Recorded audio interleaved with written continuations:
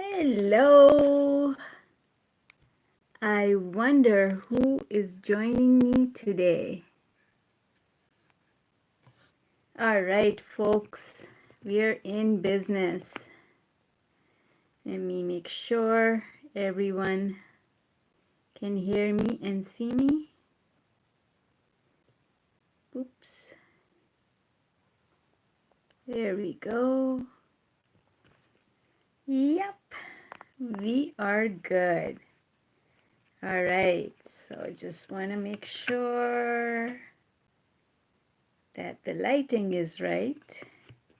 Awesome. Okay, guys, we are going to continue with our study. Oops, a little bit wonky phone there. That's not working very well. All right, I'll just let it be. We are going to continue our book study from the book Money and the Law of Attraction by Esther and Jerry Hicks. And today we are still on the chapter to do with health, and I was glancing through it just a few minutes ago. And it's my absolute favorite part of the book. All right, so if you're here live just now, drop a comment so that I know who's here, because otherwise I don't know who's here. And I like knowing who's here. All right, folks, let's see if I can get the phone to cooperate. There we go. That's better. Oops. No, maybe that's not better. I'll just leave it alone. Okay, so we left off last time on page 129. So today we are picking it up on page 130. Hi Amber, hi Lucienne, so good to see you guys. All right. So basically, on page 130, Abraham is talking about the role of media, television, in the way that they control, or I guess control is not the right way, but they influence. Influence is the right word. They influence our belief systems. They influence what we think and talk about. Hi, Margie. Hi, Jennifer. So good to see you guys.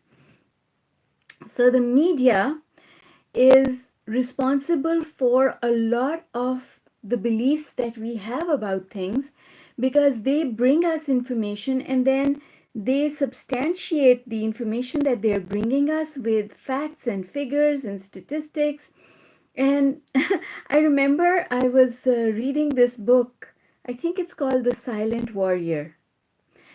A number of years back, it was right after 9/11. And the author, I forget what his name is. It's a wonderful book, by the way. I really enjoyed reading it. And he said when 9/11 happened, he was on the balcony of his, I don't know how many story skyscraper condo, and he stepped out. He was on the balcony and he saw the plane flying into the Twin Towers. And he says that he couldn't believe his eyes. So he went into his home, went back inside and turned the television on, because he wanted the media to tell him that what he saw was real. Can you believe that? That's how powerful the media is. We no longer believe our own eyes. We believe what media is telling us, what the television is telling us. Hi Natalie, hi Kelly. So good to see you guys. All right. So you see the power of media. How many times do you go to a search engine like Google to find information? How many times do you do that? I do it all the time. How many times do you go to YouTube? How many times do you go to all these social media platforms that we have in order to find stuff? And we believe what they tell us.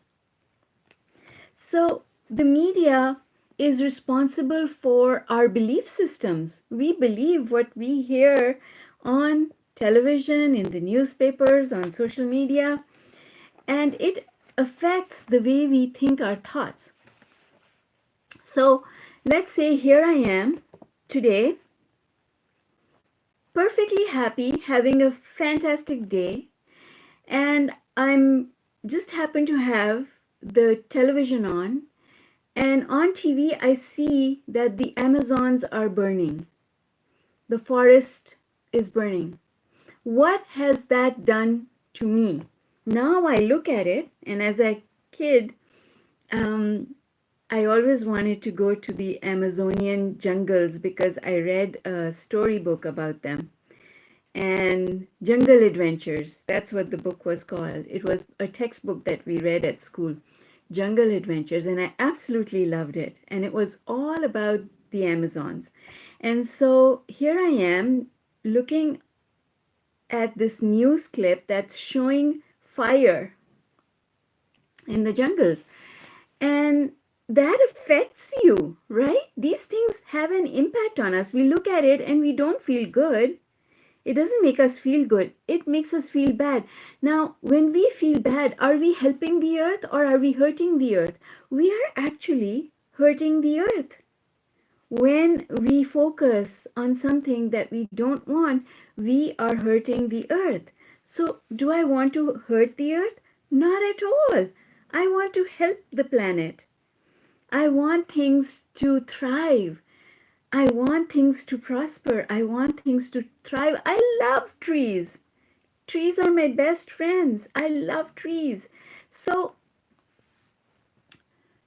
what should I do? Well, the first thing I should do is turn that TV off. Because if I keep watching it, I will not be able to bring myself up the emotional scale. See, that's the thing. If I focus there for long enough, Abraham says 16 seconds is enough to get momentum started. So if I spend 5 minutes looking at that news piece, or however long that news piece is, can you imagine how long I've spent in a negative place? And spending that time in a negative place is only going to bring more negative not only to me, but to the planet. So why would I do that? But the thing is, so many of us don't know that. And that's the problem. So media, turn it off. In terms of our health, when there is, I know on 680 News, because that's what I listen to as, that's the drive time news program that I listen to for the headlines. Soon as they go to the statistics part, because they have this little segment, I think it's a 5-minute segment, and they talk about what was researched and what the statistics were saying, I immediately turn it off. But I turn it off now after I know, because I know what it is that they talk about in that segment. But that segment is all about how many people get sick, how many people get hurt, what are the statistics, and what research is being done. But you know, what is research? Research is looking for evidence to a hypothesis. What is a hypothesis? It is a belief. Whatever you believe, you will find the evidence for it. So that is the one reason why scientists say one thing 1 year and then they turn around and say a completely different thing the following year, because the hypotheses change, and when a different person is looking for the evidence, their belief system is different. They go looking for the evidence and then they find it. So 1 year aspirin is bad for you, the next year aspirin is good for you, right? That's how it works. 1 year something is good, the other year it's bad. Why? Because nothing is categorically good or bad. Everything has to do with vibration. Everything has to do with our place on the emotional scale. All right, so Abraham says here on page 130, I loved this, what I read, and it is so true. Your medicine, Abraham says, your medicine is more advanced today than ever before, and yet more of you are sick than ever before. Yes, and why is that? It is because the media contributes to where we put our attention. Remember, I always teach this, that there are two things. There are two things. One is intention and the other one is attention, and they are not the same. Attention and intention are different. Our intention is always in a good place. We always want good things to happen to ourselves and to other people. Hi, Madeline. But our attention is not necessarily there. So in the example that I just shared with you of watching the Amazons burn, I'm looking at that. So where's my attention? My attention is on the Amazons burning. Where's my intention? My intention is I don't want them to burn. I want the Amazons to be saved. That's where my intention is. Hi, Arveen. So you see how attention and intention are different, but it's where our attention goes that energy flows. And so if our attention is on the negative, we are perpetuating, we are giving our energy to the negative side of the equation. So we gotta stop. And that's the important thing. So when something comes before you that is negative, the immediate thing to do is to turn away from it. Turn it off. If you can't turn it off, turn away from it. Go into a different room. Go outside your house. My favorite thing to do is this. Where are they? Hang on one second. I buried them somewhere here because I took them out of my phone in order to talk to you. This is my strategy. If something's going on that I don't want to participate in, this goes in here and c'est la vie. I don't care what you're talking about. Right? Okay. So what happens is when we are listening to media, it creates fear and anxiety, not sometimes for us, but sometimes for what's happening in the world. Hi, Bria. Sometimes for people that we care about. So imagine that I'm listening to the news and they're talking about a disease that is affecting one of my parents. I'm going to pay attention to that because I care about my parents and I want to know what they're talking about. But what if they start telling me all the negative stuff that's going on? Well, now I'm going to start worrying more about my parents than I did before. And if I'm worrying about my parents, I am sending my parents negative energy. I am sending them bad stuff. That's not going to help them. That's going to make things worse for them. And it's not going to help me because now I'm anxious. Now I'm concerned. I'm worried about my parents. So I'm better off not knowing their point of view because their point of view does not help me. So we just have to filter. We have to have filters for what we hear and what we allow into our thinking.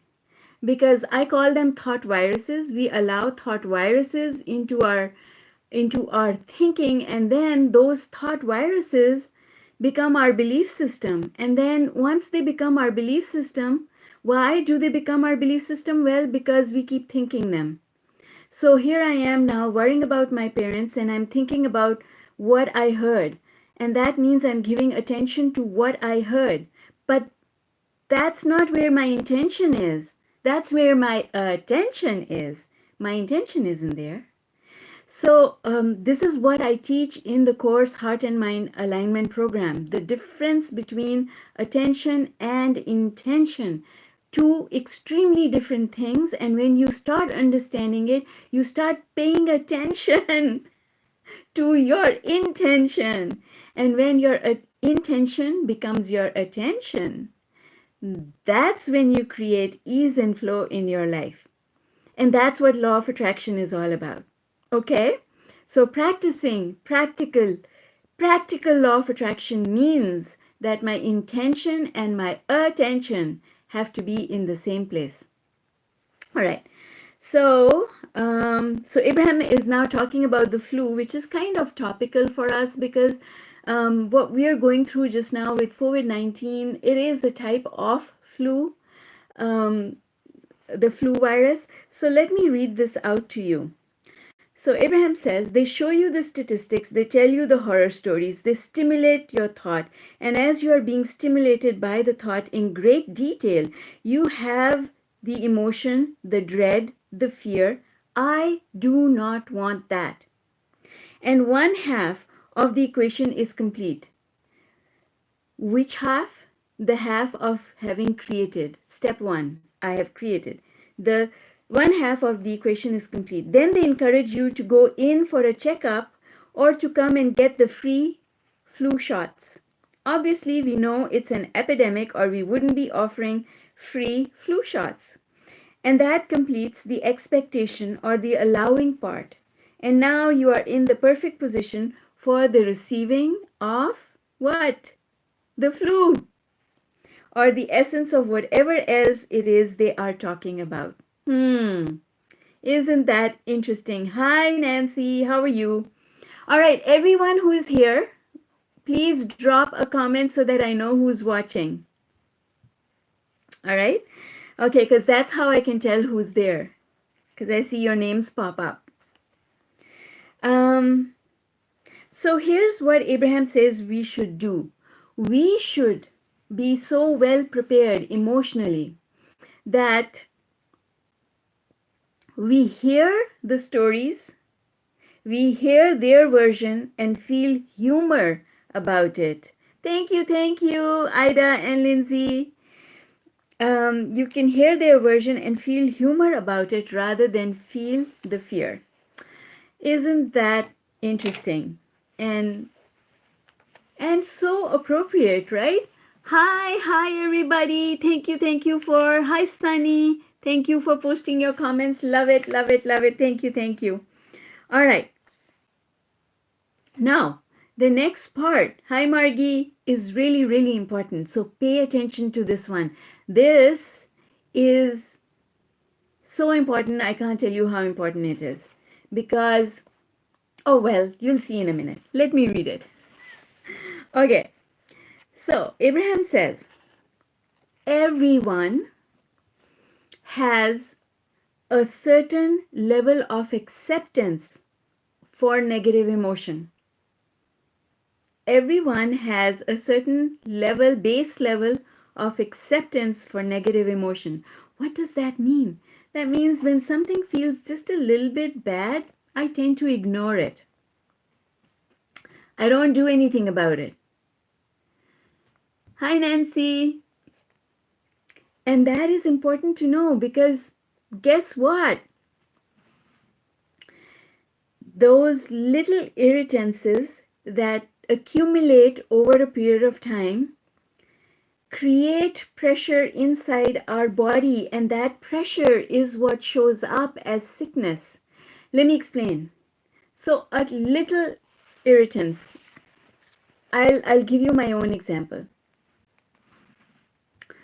Many years ago, I lived in a very tiny house and I had a one-car driveway, one-car porch, and the street was really tight. It was a small street. My neighbors,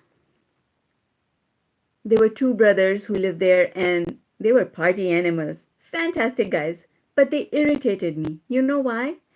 Because they had two vehicles. They parked one on their car porch and the other one out on the street. And they had tons of people visiting them on a regular basis. So me backing out of my driveway was extremely tight and sometimes impossible because of the number of people who were visiting who were parked on flanking my driveway. It was a regular source of irritation. Way back then, I wasn't really into law of attraction all that much. Otherwise, I would have done something about it. But see, here's what I'm going to tell you. I accepted that small irritation every day. I didn't do anything to clean up my vibration, and the more I started noticing that that is what they were doing, the worse I felt. And I sold the house. One of the reasons I sold the house was my neighbors.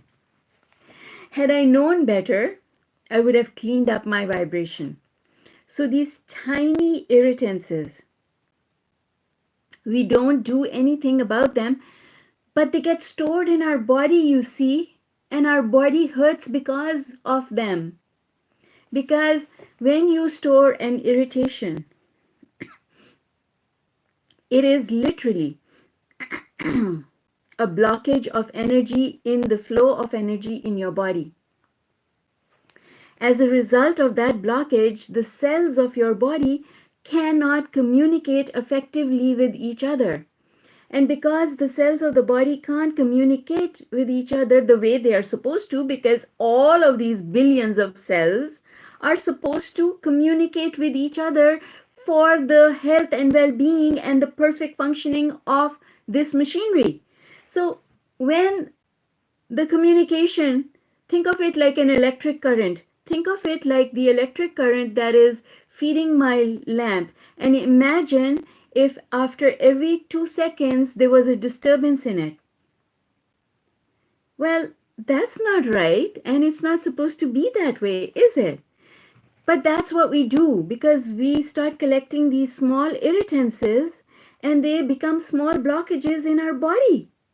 And if we allow that process to continue, then the accumulation of these small irritances in our body becomes a health problem. Why? Because we didn't do anything about it. So Abraham says, catch uncomfortable sensation while they are small, while they are tiny. Hang on a second. Here's a question from Amber.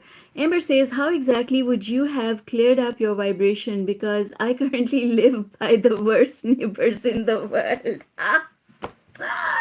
Amber, thank you for your lovely question. All right. I would have, if I had known better those many years ago, I would have understood one thing. And that one thing is that if I'm getting anything, a small irritant, that it is not because of my neighbors, it is because of me, because of where my vibration is. If my vibration was flying high, then my neighbors would behave differently with me. They would go and block someone else's driveway, not mine, because that is law of attraction.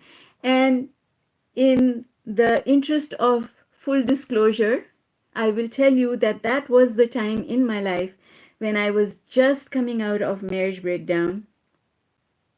I had no money, no spousal support, no child support. My son was 18 months old. My daughter was 12 or 13.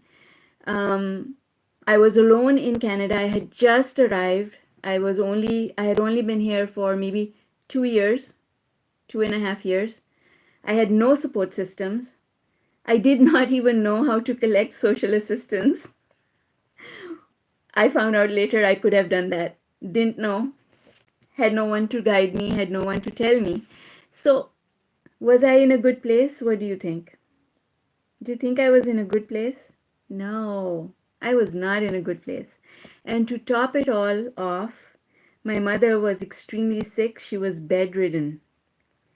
And because I was extremely close to my mother, it was a source of great anxiety for me to know that she was so unwell. So had I known what was going on, then I would have known that it was my energy that was causing all my problems, and it was showing up. That those little manifestations, hi Gigi, little manifestations were showing up to let me know. The universe was trying to tell me, change the way you think your thoughts. Now, isn't it nice that the universe was using my neighbors to tell me that I need to change the way I think rather than something explode, something huge happen? It was a small, tiny irritant. And if I had known, I would have done the work to clear it up. But I didn't know. And so I didn't clear it up. I ended up selling that house and moving from it. So thankfully, when I had come to Canada, I had sold my house back in Pakistan, and I brought that money with me. And when I got here, I had I divided that money and put half of it in to our matrimonial home, which I lost, and I put the other half into another property as an investment. And I ended up having to live in that property. It was supposed to be an investment, but it became my home. And thank God for that, because if I hadn't done that, I would have had nowhere to go. But anyway, what I mean to say to you is you can change anything and everything if you change the way you think your thoughts. And eventually I did. I moved from there, not because of my neighbors, really. That was a joke, but because I did change the way I was thinking my thoughts. And in the process, I created a lot of abundance. And I moved from that tiny little house. I don't, I, into a house 3 times the size of that tiny little house, with a huge forest in the back and a stream, and just absolutely amazing in a very short time. Took me 3 years, and I moved from that house. But it was all because of the work I did. So the problem of the neighbors went away in a very different way. But if you keep thinking that your neighbors are the problem, you have to think again, my dear, because the problem is not the neighbors. The neighbors are a manifestation of a vibrational problem that you've got going on. So I'm going to ask you, in your life, what are the desires that you've got pending? They are in your pending folder because you've been wanting them for a long time and they are not happening. What are the things in your life that have been a problem for you for a very long time, and you're not being able to clear up those issues? Because it's the accumulation of that vibration that is now manifesting itself in the form of neighbors that you could do without.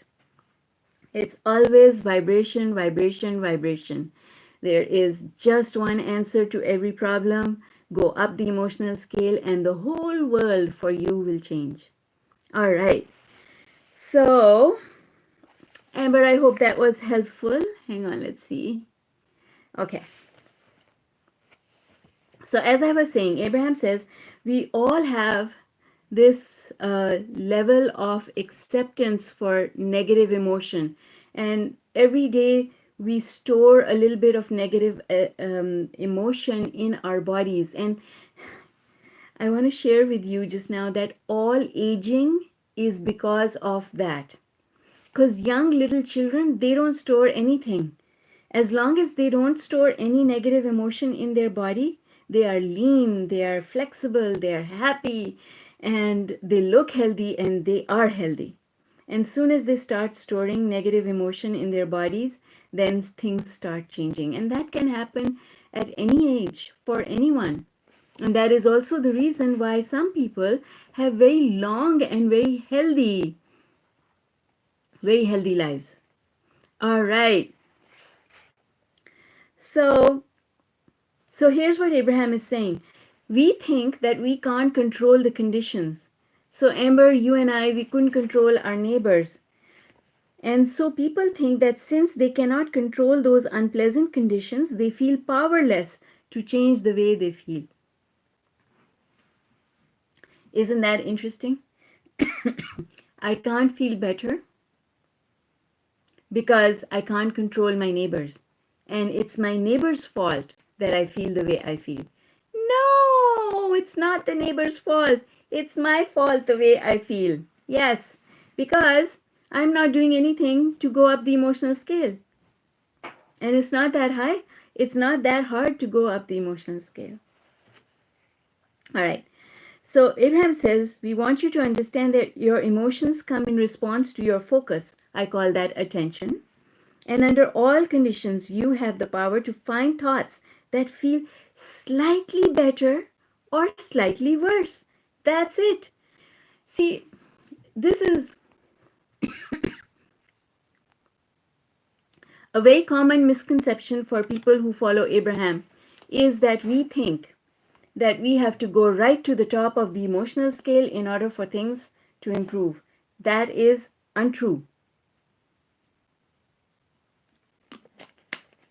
Abraham does not mean it that way.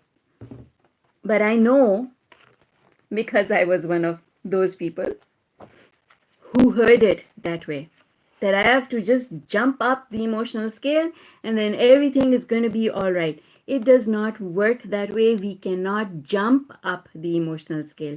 We have to go up the emotional scale in small steps. If we try to jump too high on the emotional scale, we do not succeed. In fact, we fall harder. And this is the reason why a lot of people cannot get law of attraction to give them the results that they're looking for. It's something that I talk about in a lot of detail in this book that I wrote called Manifesting Mistakes. It is one of the biggest manifesting mistakes that we make, is that we think we have to go all the way up the emotional scale. Wrong. We just have to go one tiny step up the emotional scale. That's it. Just one tiny step up, become stable in that new place before you go another step up. Get comfortable in that place, then take another step up. Whenever you try and jump, you fall because you're not stable there. That's why. And it takes practice to get that stability going. Okay. All right. So, the key to achieving and maintaining a physical state of well-being is to notice the indicators of discord in the early stages. It is much easier to refocus your thoughts in the early subtle stages than after the law of attraction has responded to chronic negative thoughts, bringing bigger negative results. That's the important thing, and that is the reason why we have to be mindful. What is mindfulness? Mindfulness is paying attention to your vibration in this now moment. That's what mindfulness is. It's about making a decision about where to put your attention. Am I going to put my attention on what I'm hearing broadcasted on the news channel, or am I going to pop in my earbuds and listen to music that I've got stored on my phone that I already know is fantastic and I'm going to love it and I know that it's high energy, right? What choice am I going to make? Which way am I leaning? That choice in that moment affects not only how I'm feeling in that moment, it affects the manifestations that are going to happen in the future. Because with my vibration just now, I am creating my future, and that future includes the body, the weight, the health, the money, the relationships, the self-worth. It includes all of that. By making a decision to think a thought that is just a little bit better, I am making a decision.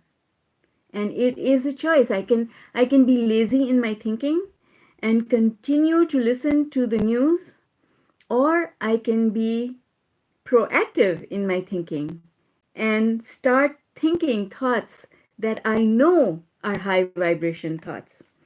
All right, so Abraham says this: joy, appreciation, love, and health are all synonymous. Resentment, jealousy, depression, anger, and sickness are all synonymous.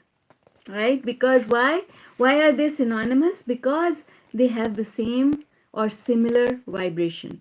Maybe some vibrations are stronger than others, but they have the same vibration. And that's why.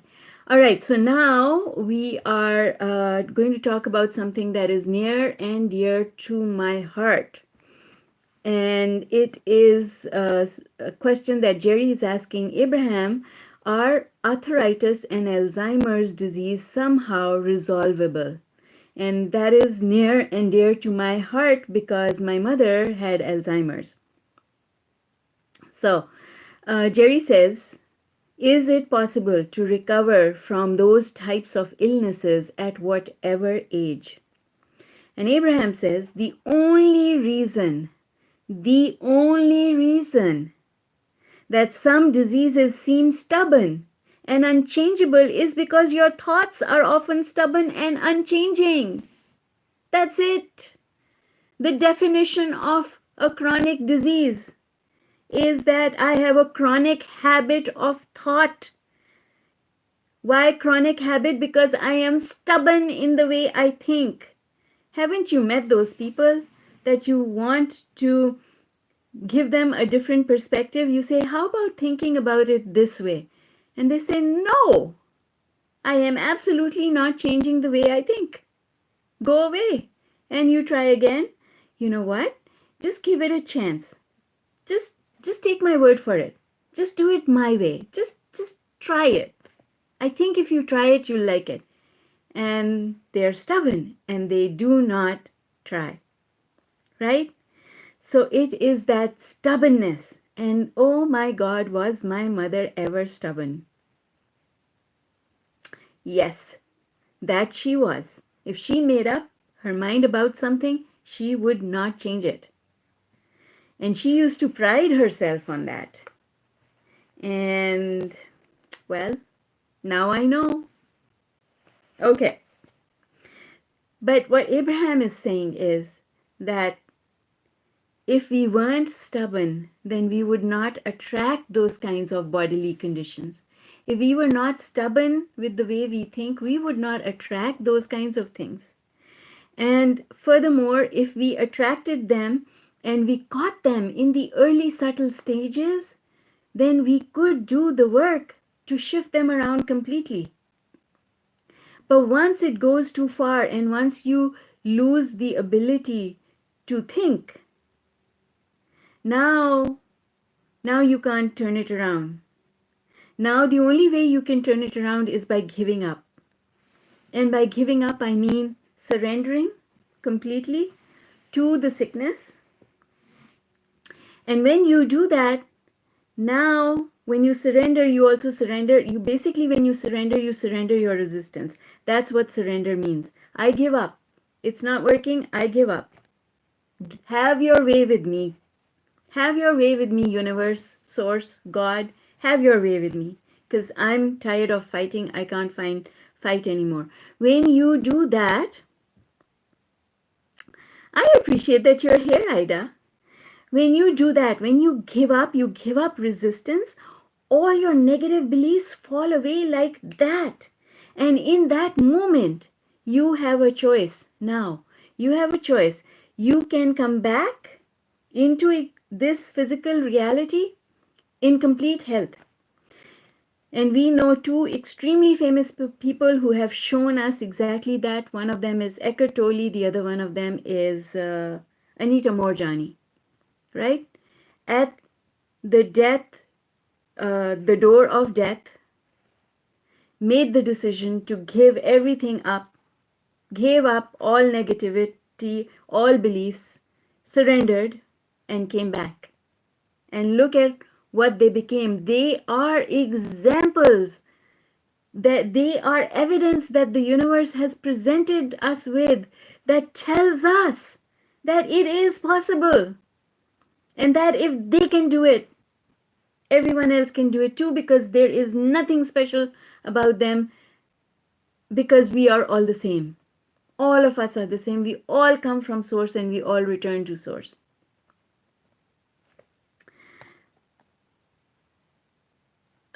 Yeah, see, Nancy, thank you for your comment. Yes, that's right. Now we know, right? And so what does that tell us?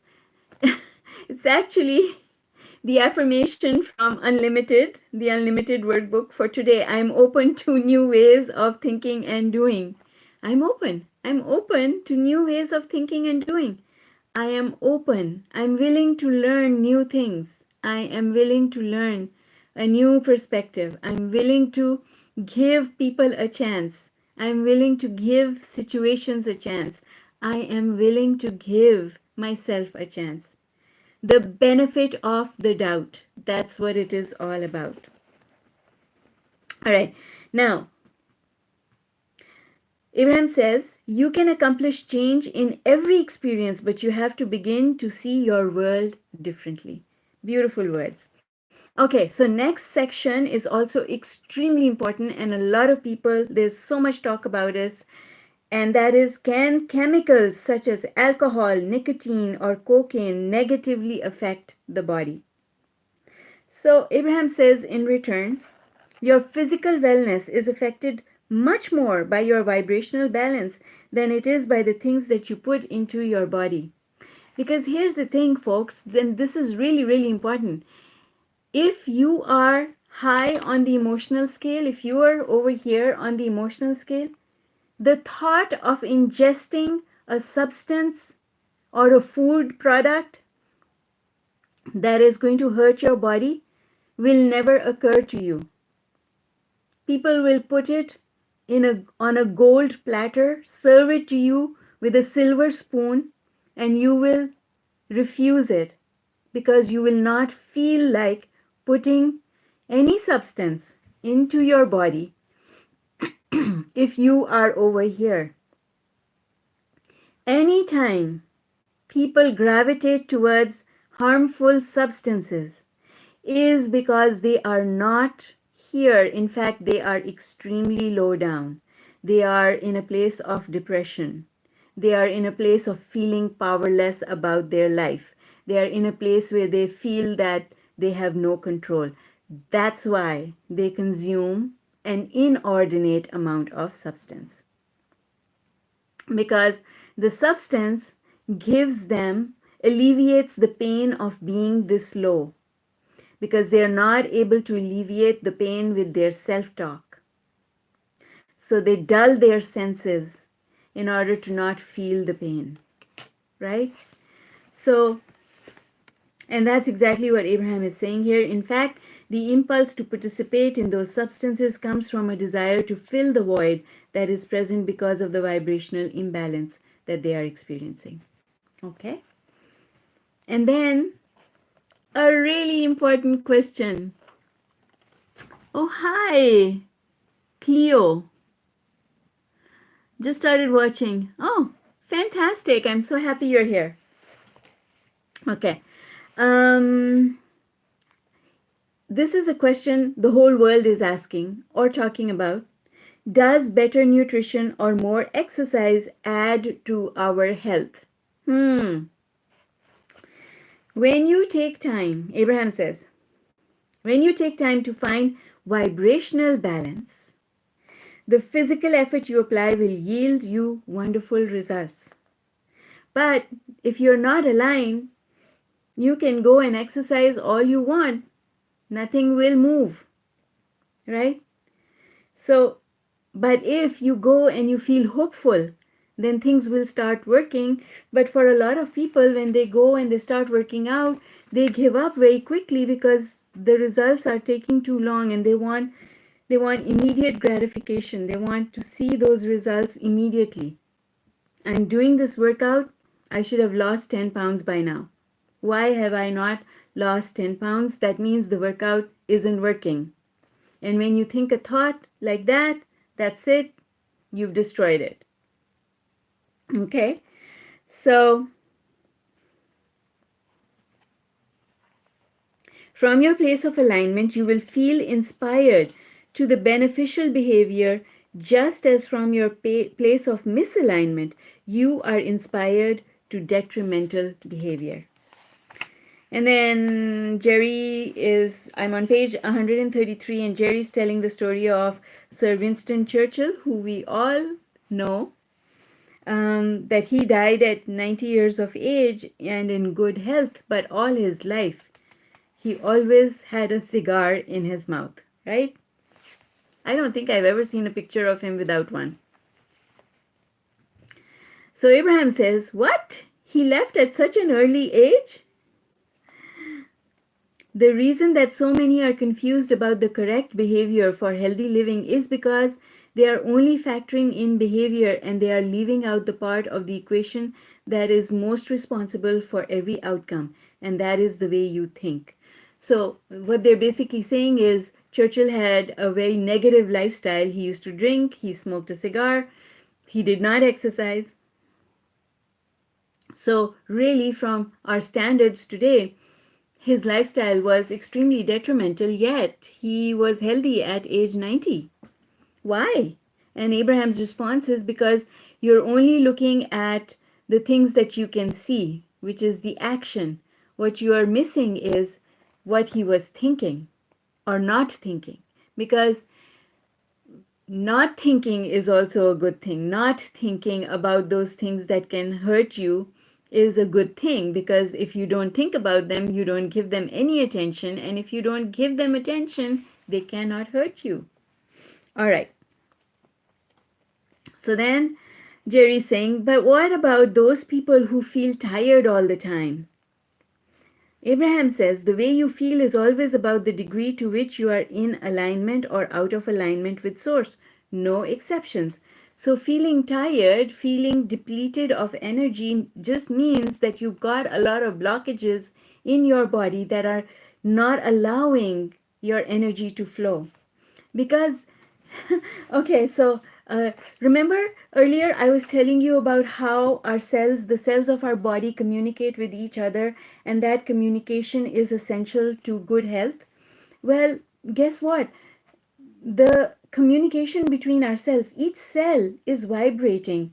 It's a vibrating particle, because the atoms that make up the cells of our body, they have particles inside them that are moving all the time. They have energy. But when these cells are connected to each other, they are exuding energy, and that energy flows through our body, and that's how we feel energized and healthy. But when we have resistance, and that resistance collects, and now the cells can't communicate with each other, well, now that energy is broken. That aura of beautiful light that surrounds our body has cracks in it, right? So it cannot be healthy. I'm just going to take a minute and read this here question. Dear Zara, Reem is asking, what are your thoughts on chronic fatigue due to extreme hormonal imbalance? How do you change the low energy and mood? Hormonal imbalance happens because you're low on the emotional scale. You've been low for a very long time. You've been thinking thoughts that things are hopeless, that things are never going to change. And because you've been thinking those thoughts for a very long time, that is why you have this chronic condition of fatigue. And even though it's chronic, it can go away very quickly. So it doesn't have to take a very long time for it to go away. But the first thing you have to do, my dear, is to stop using the word chronic. Because chronic means it's always been going on, and it will always go on, and I can't do anything about it. Because why? Because it's chronic. So don't refer to it as being chronic. And then tell yourself that your body knows what to do. Your body is a chemical factory. It has the ability to heal itself, and it knows what to do. In fact, what you have done for me is that you have reminded me that there is an absolutely beautiful prayer in this book that we should finish off with. And if you could visit this prayer every day, maybe just even for 10 or 20 days, it is going to have an extremely profound effect on everything in your life, not just your level of energy. But before I get to that prayer, I want to quickly finish what Abraham is saying over here. So, Abraham says this really important thing. Illness exists when you disregard the early subtle signs of misalignment that come in the form of emotion. What page is the prayer on? It is on page 130, actually 136. Starts on page 136 and ends on page 138. Illness is nothing more than a physical indicator of energy being out of balance. Negative emotion. Remember this is really important. Negative emotion becomes physical sensation and then it becomes physical deterioration. Isn't that amazing? Oh, Stella thinks so too. Faris, can you let Stella out, please? All right. Okay, so very important distinction. Illness does not occur because you are thinking about that illness or about any illness. Illness is an exaggerated indicator of negative thoughts that began as a subtle indicator of negative emotion and grew larger as the negative thoughts persisted about any subject in your life. So, your relationship trouble can end up becoming a health problem. Your money situation can end up becoming a health problem. Your irritation towards your neighbor can end up becoming a health problem. That's how it works. You have potential. Oh my God, listen to these words. You have potential for every illness in your body right now. And you have potential for a perfect state of health in your body right now. And you will solicit one or the other or a mixture depending upon your balance of thought. That's it. It's all about the balance of thought. Okay, so now I'm going to share with you Abraham's prayer. This is extremely important. Moni, if you're listening, Moni, are you here tonight? When my friend Moni was going through a health situation, I sent this to her many years ago. It is absolutely beautiful. Hi, Sherry. Wow, Sherry. I'm so happy you're here. Look at that. All right. So, old story. I'm noticing symptoms in my body that worry me. As I get older, I feel less strong, less stable, less healthy, less secure. I worry about where I'm headed health-wise. I've tried to take care of myself, but I don't see that it has helped that much. I guess it's just normal to feel worse as time goes on. I saw that with my parents. So I'm really worried about my health. How many people think that way? Guilty, right? That's not the way. If you think that way, then you're calling negative things to yourself. So now I'm going to share with you this beautiful prayer from Abraham that if you read this for 10 days, maybe 20, depending on your health situation, and more for severe situations, right? Everything, I tell you, every problem will melt away. So listen. An example of my new story about my physical well-being. My body responds to my thoughts about it and to my thoughts about everything I think about. The better my thoughts feel when I think them, the more I allow my personal well-being. I like knowing that there is an absolute correlation between how I feel and what my chronic thoughts have been, and how those thoughts felt as I thought them. I like knowing that those feelings are meant to help me choose better feeling thoughts, which produce better feeling vibrations, which will produce a better feeling body. My body is so responsive to my thoughts, and that is such a good thing to know. I am getting rather good at choosing my thoughts.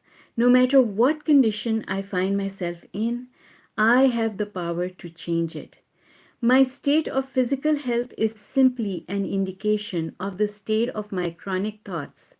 I have control of both. A physical body is an amazing thing in the way it began as a glob of fetal cells to become this full-blown human body. I am impressed with the stability of the human body and the intelligence of the cells that make up the human body as I notice how my body accomplishes so many important functions without my conscious involvement. I like that it is not my conscious responsibility to move the blood through my veins or the air through my lungs. I like that my body knows how to do that and does that so well. The human body in general is quite an amazing thing. An intelligent, flexible, durable, resilient, seeing, hearing, smelling, tasting, touching thing. My own body serves me very well. I love my exploration of life through my physical body. I enjoy my stamina and flexibility. I like living life in my body.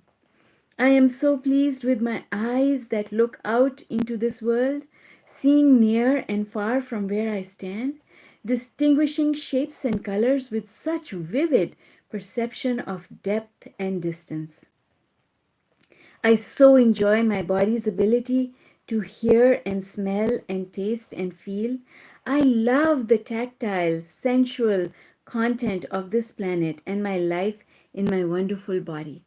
I feel appreciation and fascination for my body's self-patching ability as I watch wounds cover over with new skin and as I discover renewed resiliencies when traumas to my body occur. I am so aware of my body's flexibility, my fingers' dexterity, and the immediate response that my muscles show to any task I attempt.